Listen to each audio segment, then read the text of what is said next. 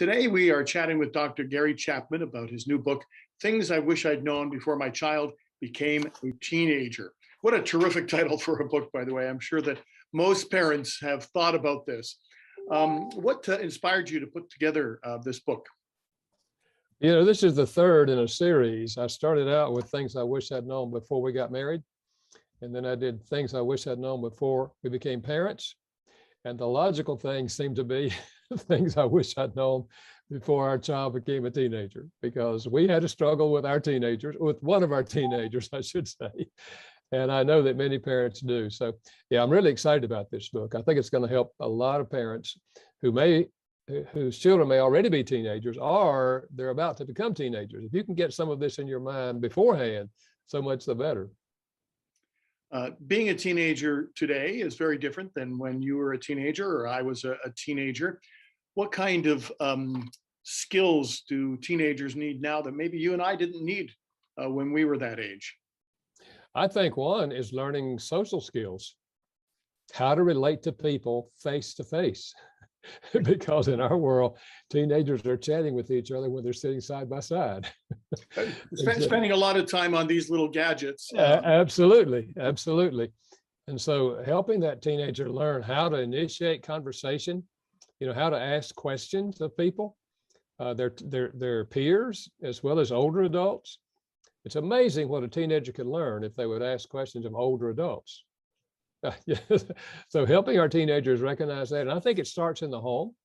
For example, if parents are asking them questions about all sorts of things, and they sense that the parents are interested in what they have to say, they're more likely to do that themselves. So yeah, I think social skills. I think another is teenagers in our day tend to be more grumblers than they are gratitude.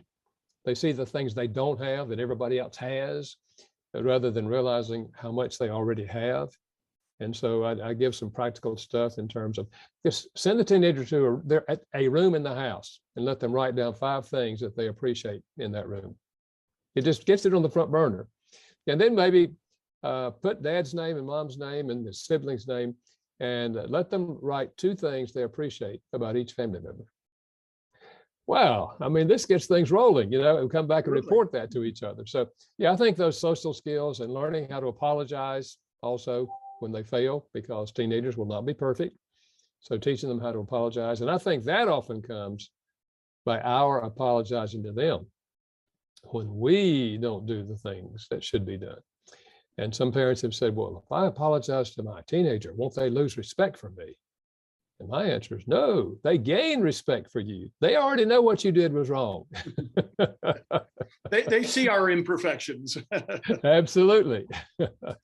How does the idea of the love languages work into dealing with teenagers? Because obviously not every teenager is the same. And I might respond one way and another teenager would respond another way. And so how do we work that into dealing with teaching children the skills they need for when they are a teenager?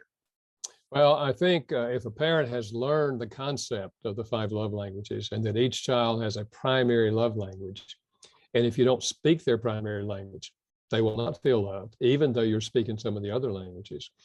If they've already got that concept when they're children, they've sometimes said to me, Gary, it seems to be different now that they're teenagers. Does their love language change? And I say, I don't think it changes, but you have to use more adult expressions of that. If it's words of affirmation, you've been saying, you know, you cute little thing, you're just so sweet. They don't want to hear that stuff. You know, you got to use more adult words. Yeah, I like the way you got your hair fixed today, you know, or I like what you're wearing, or you did a good job on that, talking about maybe something they've accomplished. So I think we have to learn new dialects of their language, but it's extremely important, because if teenagers do not feel loved by the parents, they're going to be emotionally struggling inside. And during those teenage years, if they don't feel loved by parents, they will go looking for somebody to love them. And they will often look in the wrong places, and bad things happen. So I think parents really need to understand that they need to learn that teen's primary love language, give heavy doses of that, but also sprinkle in the other 4 languages, because we want that teenager to learn how to receive love and give love in all 5 languages. That's the healthiest adult. If they know how to speak all 5 languages, you're setting them up for success in relationships.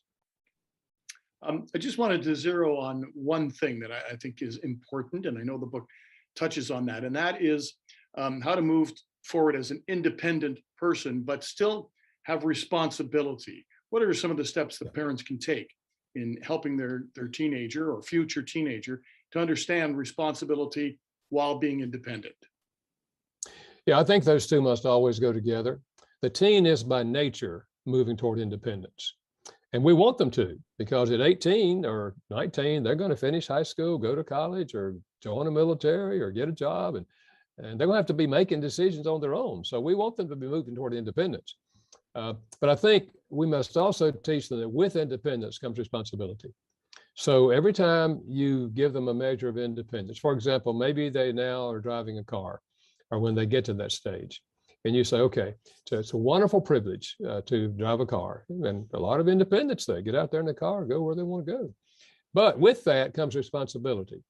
And so now, instead of my vacuuming the car every week, I'm going to let you vacuum the car every week.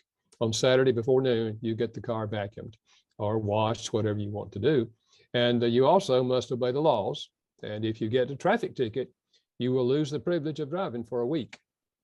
And if you don't vacuum the car, you will lose the privilege of driving for 2 days. You know, whatever you decide.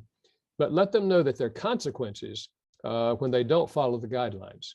And that when we have more independence, we have more responsibility. Listen, as adults, we have huge responsibility as parents. Wow.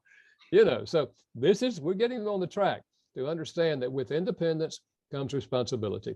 And when we do that, again, we're setting them up for success in life.